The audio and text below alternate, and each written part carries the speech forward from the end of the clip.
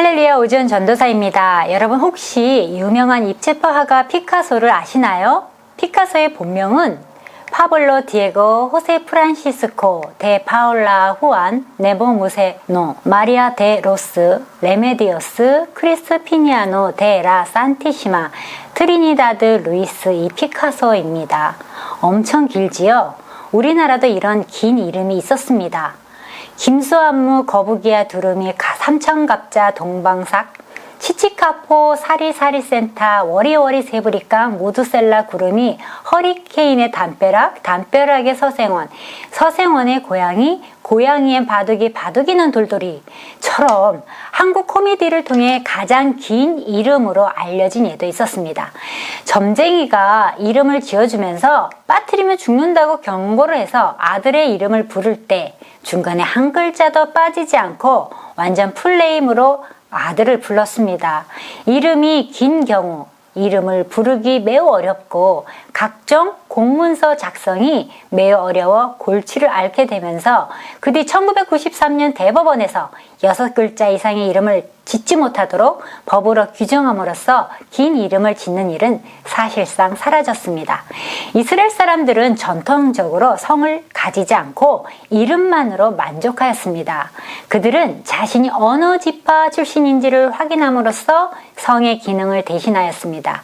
그러나 인구의 증가로 사람들이 개인을 쉽게 구분하기 위하여 부가적인 별칭을 부르곤 했습니다. 즉 출신 지역에 따라 아리마대 요셉, 나사렛 예수, 다소이 바울 등으로 불렀고 그리고 침례자 요한과 같이 사역에 따라 부르기도 하였습니다. 그런데 이름을 괴상하게 지으면 성격에 영향을 줄 수도 있고 콤플렉스로 암울한 인생을 살았다는 사람도 있습니다. 사람 많은 곳에서 자기 이름을 부르거나 호명당할 기회가 있을 때마다 다른 사람들이 혹시 비웃진 않을까 노심초사하는 경우가 있습니다. 백김치, 박기남, 방기녀, 피바다, 박비듬, 임신중, 왕변태, 여인숙, 노숙자, 이호선, 나죽자, 유정란, 권태기, 천원만 등 실제 등록된 이름입니다.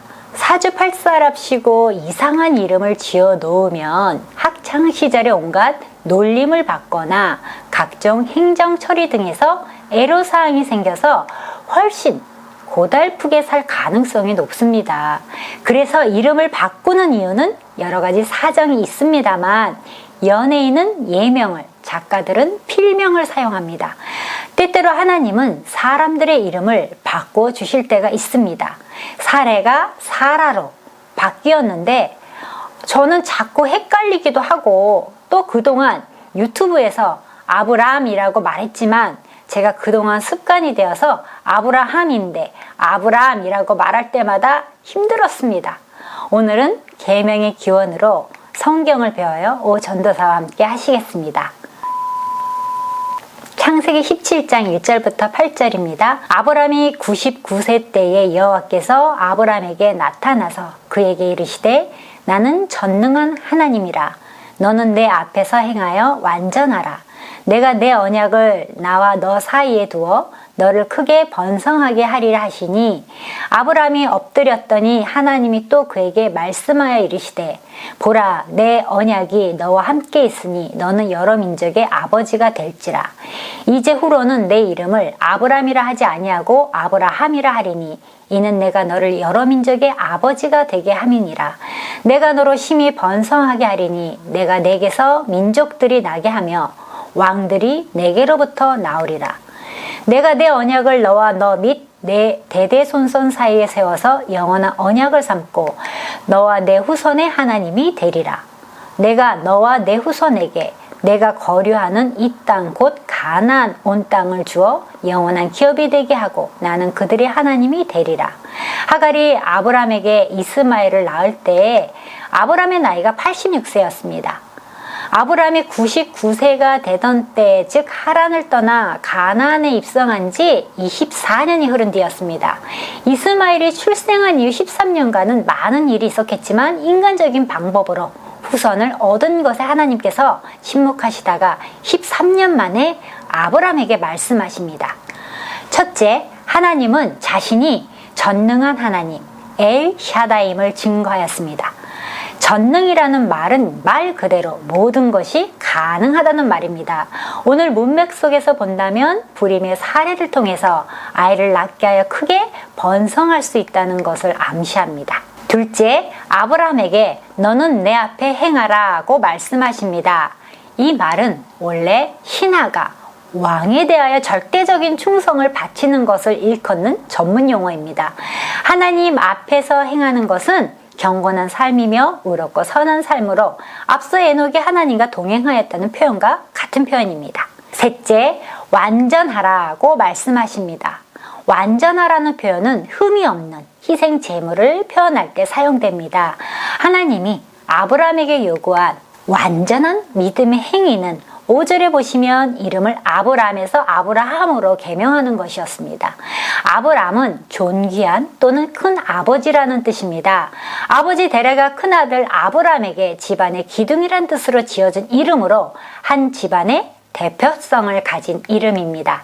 아브라함은 열국의 아버지라는 뜻입니다. 아브라함이 한 가정의 기둥이었으나 이제 아브라함은 열국, 즉 인류의 기둥이 되는 이름입니다. 아브라함이 아브라함으로의 계명은 한 가정의 대표에서 인류의 대표가 되는 새로운 시작이 되었습니다. 제법 오래전에 봤던 영화 중에 1990년 아카데미상 작품상 수상 작품인 늑대와 춤을 이라는 영화가 있습니다.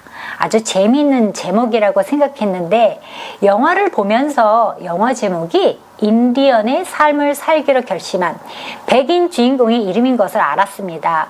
아메리카 인디언들의 이름은 그 사람의 특기나 상징을 자연과 연관지어 짓다 보니 이름만 들어도 그 사람이 어떤 사람인지 대강 알 수가 있다는 것입니다.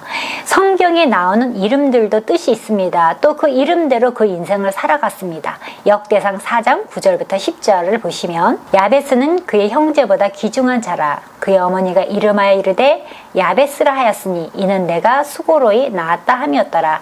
야베스가 이스라엘 하나님께 아뢰어 이르되 주께서 내게 복을 주시려거든 나의 지역을 넓히시고 주의 손으로 나를 도우사 나로 환난을 벗어나 내게 근심이 없게 하옵소서 하였더니 하나님이 그가 구하는 것을 허락하셨더라고 했습니다. 야베스란 이름은 슬픔, 고통, 아픔이라는 뜻입니다. 그래서 다른 사람들이 야베스의 이름을 부를 때마다 아픔아, 슬픔아 라고 부르는 것이었습니다. 슬픔을 좀 잊어버릴 때만 하면 사람들이 슬픔아 라고 부르므로 또 슬픔이 떠오르고 했을 것입니다. 야곱이란 이름도 발목을 붙잡는 자, 속이는 자, 거짓말하는 자라는 뜻입니다. 그러므로 야곱의 이름을 부를 때마다 거짓말쟁이야 라고 하는 것과 같습니다. 거짓말쟁이야 라는 이름을 90평생 들으며 살아왔습니다. 얼마나 스트레스를 많이 받으며 살아왔겠습니까? 형을 속이고 아버지를 속인 모든 것을 잊고 살고 싶어도 야곱 하는 순간 거짓말쟁이, 사기꾼이라고 부르는 순간 형을 속인 일, 아버지를 속인 일들이 기억나곤 했을 것입니다. 사무엘상 25장에 나오는 아비가일의 남편 나발은 이름의 뜻이 불량하고 미련하다는 뜻이 있었습니다. 그 이름대로 불량하고 미련한 짓을 하였습니다. 물론 스스로 자신의 이름을 바꿔 부르도록 한 경우도 있습니다. 기쁨이라는 뜻의 나오미는 자신의 고통스러운 생애를 한탄하며 괴로움이라는 뜻의 마라도 있지만 대부분 하나님의 간섭에 근거를 두고 있습니다. 따라서 이름이 바뀐다는 것은 본질적인 큰 변화를 의미하는 동시에 하나님께서 그 생애를 새롭게 이끄는 메시지가 담겨있는 중요한 일입니다. 요셉의 이름을 사브낫 바네아라고 하고 비록 애굽의 바로 왕이 지어준 이름이지만 히브리식 뜻으로 세상의 구원자란 뜻을 가지고 있기에 하나님이 요셉을 들어 애굽의 총리 대신이 되게 하여 자기 동족과 히브리 백성을 굶주림과 멸족의 위기에서 구원하게 하시려는 하나님의 섭리와 계획으로 볼 수 있습니다. 성경 인물들 중에는 이름이 바뀌는 계명의 경험을 한 중요한 인물들이 있습니다. 예수님께서도 제자들의 이름을 고쳐주셨습니다. 시온을 반석이라는 뜻의 베드로로, 요한을 우리의 아들이란 뜻의 보아너게라고 불렀습니다. 예수님을 배반한 가롯 유다라는 이름의 뜻은 찬송입니다. 그러나 유다는 자기 이름과는 정반대가 되는 삶을 살았습니다. 우리는 과연 우리의 이름에 적합한 삶을 살고 있는가요? 무엇보다도 우리는 그리스도인으로서 예수 그리스도의 이름을 지니고 살아가는 사람들입니다. 우리의 삶의 방식과 태도에 따라 예수 그리스도께서 영광을 받기도 하시고 그 반대의 경우가 생기기도 합니다. 동명이인이라 곤란한 일을 겪는 예도 있습니다. 1953년에 터진 필로폰 사건 연루자 중에 이병헌이 있었는데요. 하필이면 유명 배우 이병헌과 동일인이라 배우 이병헌이 마약을 해서 잡혀갔다고 오해한 사람들이 있었습니다. 명장 알렉산더 대왕과 같은 이름을 가진 병사 하나가 있었습니다. 그런데 어느 날 알렉산더 대왕의 귀에 이 병사에 대한 나쁜 소문이 들렸습니다. 이 병사의 행동 때문에 자신의 이름이 땅에 떨어지고 웃긴 꼴이 되고 있다는 것이었습니다. 이 병사가 잘못할 때마다 다른 병사들은 알렉산더 자네는 졸장부 같네 라며 나무랬습니다. 그의 행동이 알렉산더라는 이름에 먹칠을 했던 것입니다. 알렉산더 대왕은 이러한 사실을 도저히 참지 못하고 어느 날 이 병사의 막사로 찾아갔습니다. 그때도 아니나 다를까 이 병사는 술에 취해 바닥에 뻗어 있지 않았겠습니까? 대왕이 오셨다는 소리에 그 병사는 놀란 토끼처럼 벌떡 일어나 경례를 했습니다. 그런 졸개 병사에게 알렉산더 대왕이 남긴 유명한 말이 있습니다. 병사는 두 가지 중 하나를 선택하라. 내 이름을 바꾸든지 아니면 내 인생을 바꾸어라. 이름이란 다른 사람이 불러주는 것입니다. 여러분, 아브라함의 새로운 이름을 세상 사람들이 어떻게 생각했을까를 감안해야 합니다. 거의 100세의 이름을 바꾸는 것이 도대체 무슨 소용이 있습니까? 자식이라고는 첩의 소생에서 난 이스마엘 하나뿐인데 어떻게 열국의 아비가 된다는 말입니까? 이 노인이 이제 완전히 망령이 들었구먼. 본처에게서 자식을 보는 것에 한이 맺혀 이름이라도 바꾸면 생산이 될 것으로 착각하나? 그래도 그렇지, 남자 나이 100살에 경수가 끊긴 90세의 마누라에게서 아이를 보는 것이 될 법이나 한 말인가?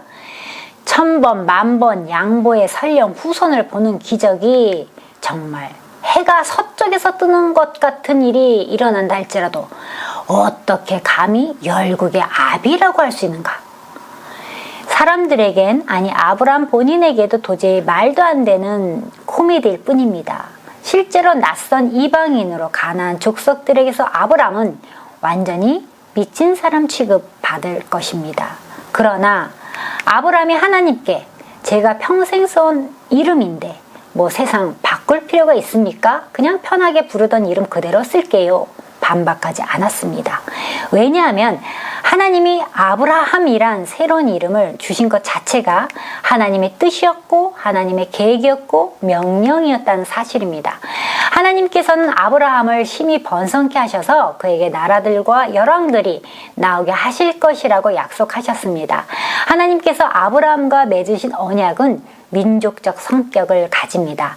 그것은 하나님과 아브라함과 그 대대의 자손들 사이에 태워지는 영원한 언약입니다. 그 언약에 근거하여 하나님은 아브라함의 자손들의 하나님이 되실 것이며 또 아브라함이 지금 우거하는 가나안 땅을 그들의 영원한 기업이 되게 하시겠다고 약속하셨습니다.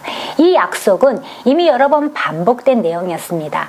이스라엘에게 있어서 기업으로서의 땅은 하나님의 보호와 돌보심을 상징하는 매우 중요한 매개체입니다.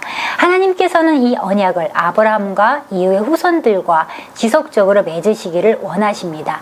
아브라함의 후손들이 이 언약을 지킨다는 것은 바로 여호와 하나님이 그 후손들의 하나님이 되신다는 것을 의미합니다. 뿐만 아니라 사레는 사라로 새로의 이름을 주시며 열국의 어미가 되는 복을 허락하십니다. 창세기 17장 15절부터 16절 말씀입니다. 하나님이 또 아브라함에게 이르시되 내 아내 사레는 이름을 사레라 하지 말고 사라라 하라. 내가 그에게 복을 주어 그가 내게 아들을 낳아주게 하며 내가 그에게 복을 주어 그를 여러 민족의 어머니가 되게 하리니 민족의 여러 왕이 그에게서 나니라. 새 이름은 새로운 시작입니다. 하나님은 새 이름을 통해 새로운 역사를 시작하게 하셨습니다.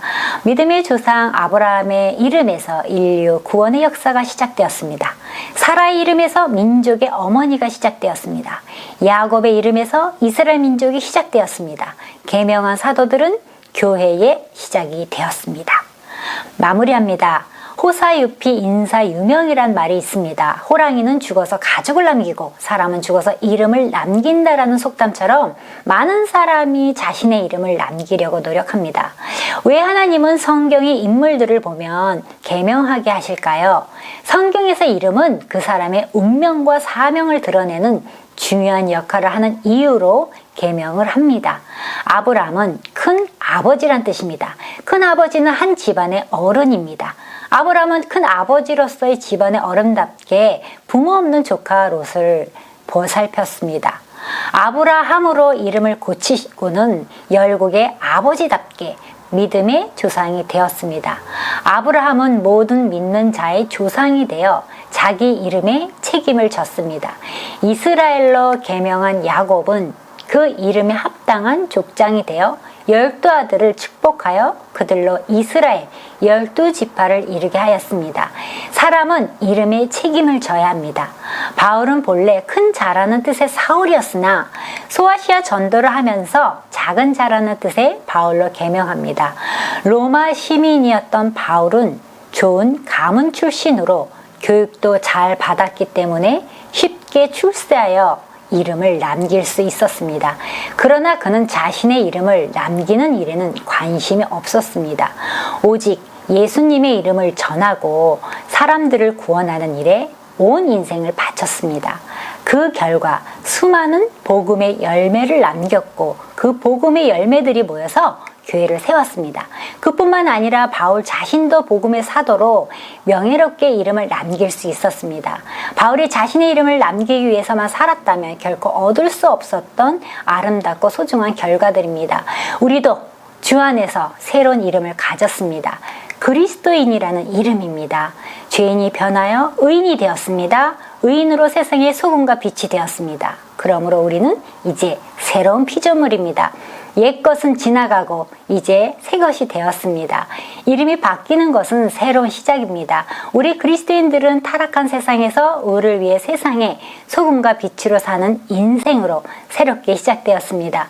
새 이름에 합당한 책임을 다하는 교회와 성도들로 새롭게 시작하는 그리스도인이 되시기를 축복합니다. 샬롬.